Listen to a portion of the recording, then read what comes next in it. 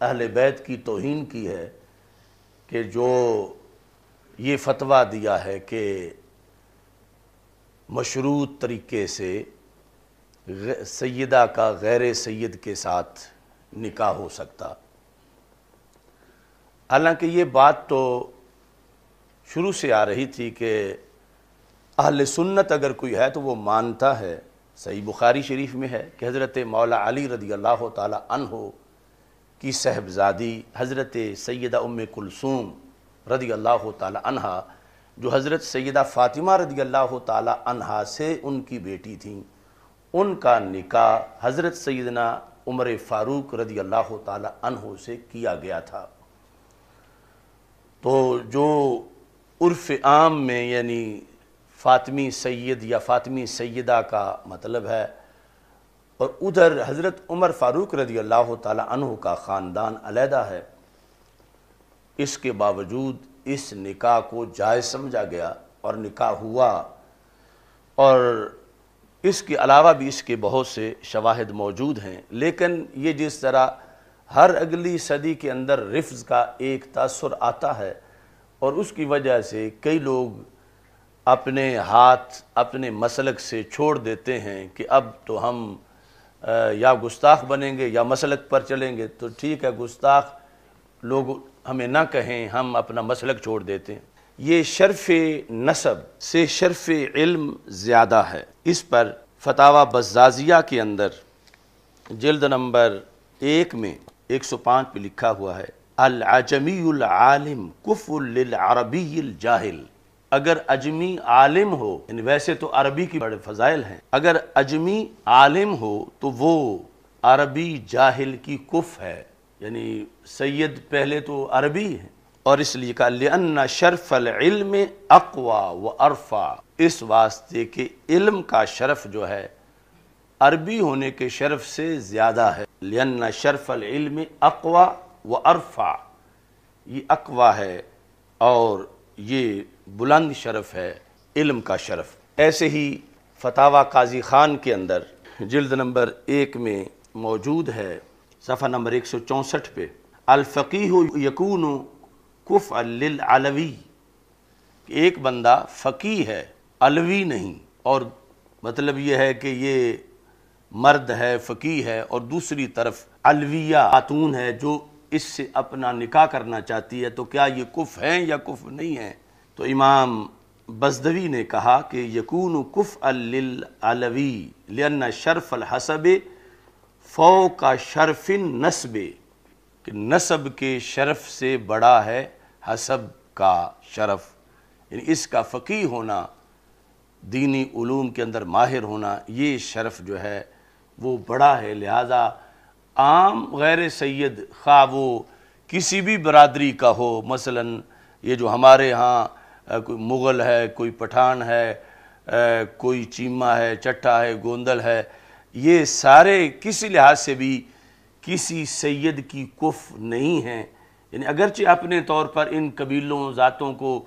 بڑا سمجھا جاتا ہے، مگر یہ نہ سید کی ہم پلہ ہیں نہ سید سے اوپر ہیں۔ لیکن جس وقت ساتھ علم آ جائے تو اس علم کی جو شرافت ہے وہ نسب سے بڑی ہے، اس بنیاد پر پھر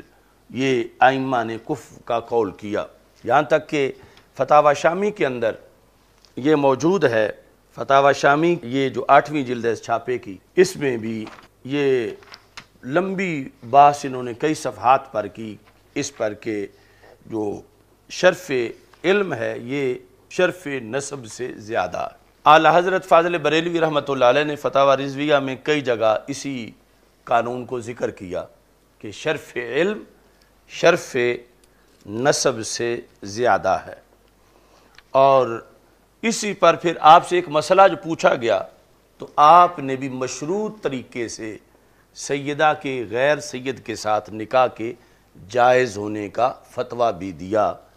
اعلی حضرت فاضل بریلوی رحمۃ اللہ علیہ نے، یعنی جس طرح دیگر فقہاء کے نزدیک وہ تھا، تو متاخرین میں اعلی حضرت فاضل بریلوی رحمۃ اللہ علیہ نے بھی اس فقہی اصول کو جو احناف کا قانون ہے امام صاحب سے لے کر اس کی روشنی میں آپ نے فتویٰ دیا، اور یہ جو 716 صفحہ ہے 11ویں جلد کا، اس میں یہ مسئلہ ہے۔ ایک شخص کا فرمان ہے کہ سید یعنی آل نبی صلی اللہ علیہ وسلم کی دختر ہر ایک کو پہنچ سکتی ہے، یعنی معاذ اللہ ہر کسی سے اس کا نکاح ہو سکتا ہے، یعنی ہر مسلمان سے عقد جائز ہے۔ دوسرے نے جواب دیا کہ اگر جاروب کش مسلمان ہو جائے تو بھی جائز ہے، تو اس کا جواب دیا کہ کچھ مذائقہ نہیں۔ تو اعلیٰ حضرت سے پوچھا گیا کہ یہ شخص جو مطلقاً سیدہ کا غیر سید کے ساتھ نکاح جائز سمجھ رہا ہے، اس کا عقیدہ کیسا ہے؟ تو آپ نے جواب میں لکھا شخص مذکور جھوٹا کذاب ہے، یعنی جو یہ سمجھتا ہے کہ کوئی جھاڑو پھیرنے والا ہے بشرطے کہ مسلمان ہے تو اس کے ساتھ سیدہ کا نکاح جائز سمجھتا ہے، فرمایا یہ جھوٹا ہے، کذاب ہے۔ ایسے ہی یہ کہنا کہ مطلقاً ہر کسی سے، خواہ کسی بھی قبیلے خاندان کا بندہ ہو اور سیدہ کا اس سے نکاح ہو جائے، اس سب کا جواب دیتے ہوئے آپ نے فرمایا شخص مذکور جھوٹا اور بے ادب گستاخ ہے۔ سادات کرام کی صاحبزادیاں کسی مغل، پٹھان یا غیر قریشی شیخ مثلا انصاری کو بھی نہیں پہنچتیں جب تک وہ عالم دین نہ ہوں، یعنی اگر وہ عالم دین ہیں، یعنی شیخ ہے ساتھ عالم دین ہے، یا وہ پٹھان ہے غیر قریشی ہے مگر عالم دین ہے، تو پھر نکاح ہو سکتا ہے۔ ورنہ یعنی اگر شرف علم نہیں ہے تو محض ان برادریوں میں یہ حیثیت نہیں ہے کہ یہ سید کی کف بنے، برابر ہوں یا اوپر ہوں، ان میں کسی برادری کے اندر یہ شان نہیں ہے، لیکن شرافت علم کی بنیاد پر آپ نے یہ قید لگائی کہ جب تک وہ عالم دین نہ ہوں تو نکاح جائز نہیں۔ اگر عالم دین ہوں تو پھر مشروط طریقے سے کہ سیدہ خود چاہ رہی ہو، یہ نہیں کوئی معاذ اللہ کوئی اغوا کا کیس ہو، تو مشروط طریقے سے نکاح کے بارے میں یہ فتویٰ اعلیٰ حضرت رحمۃ اللہ علیہ نے بھی دیا۔ یہی بات چل رہی تھی کہ اس پر پھر یہ پوری کتاب لکھی علامہ عطا محمد بندیالوی رحمۃ اللہ علیہ نے، جس کا نام سیف العطا ہے۔ نیچے لکھا ہے یعنی نکاح سیدہ با غیر سید کی شرعی حیثیت۔ تو آپ نے بھی اس کو مطلقاً بغیر تقیید کے جائز نہیں سمجھا کہ سیدہ کی مرضی نہ ہو، یا یہ ہے کہ دوسری طرف جو ہے وہ شرف علم نہ ہو اور خاندان بھی سادات کا نہ ہو۔ یہ مختلف قسم کی قیود لگانے کے بعد کہ جب دوسری طرف شرف علم ہے اور سیدہ خود چاہتی ہیں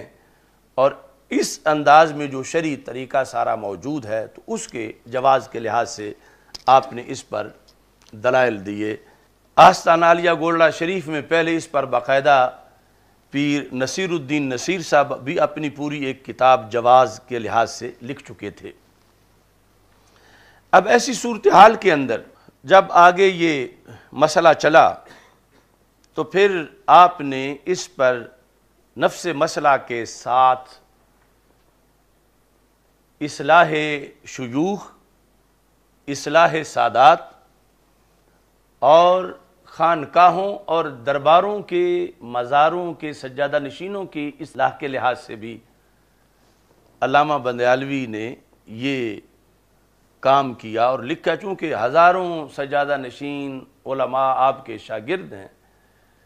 تو آپ نے یہ ضروری سمجھا کہ اس موضوع پر لکھا جائے، اور بالخصوص اسی میں مسئلہ خطا بھی یعنی معصومیت پر بھی آپ نے بحث کی۔ اور اتفاق یہ ہے کہ یعنی ہمارا یہ جو عقیدہ معصومیت کے لحاظ سے جو تقریباً 1 سال ہو گیا ہے، تو جو تصفیہ کی عبارت میں نے پیش کی تو اپنے عہد میں بندیالوی صاحب رحمۃ اللہ علیہ نے بھی یہی عبارت پیش کی تھی۔ اگرچہ یہ کتاب جو انہوں نے لکھی تو اس وقت میں بغداد شریف میں تھا اور بکی شریف سے آپ بندیالوی صاحب رحمۃ اللہ علیہ جا چکے تھے، یعنی جن سالوں میں میں آپ کے پاس پڑھتا رہا 88، 99، 90، اور پھر یہ واقعہ پیش آیا گولڑا شریف میں، اور پھر استاد صاحب نے یہ کتاب لکھی۔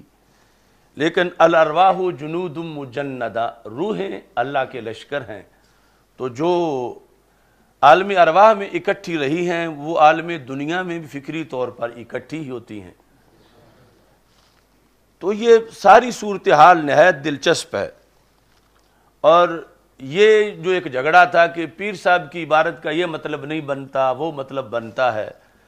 تو علامہ عطا محمد بندیالوی کے پائے کا تو کوئی عالم نہیں ہے جو پیر صاحب کی عبارت کی شرح کر سکے،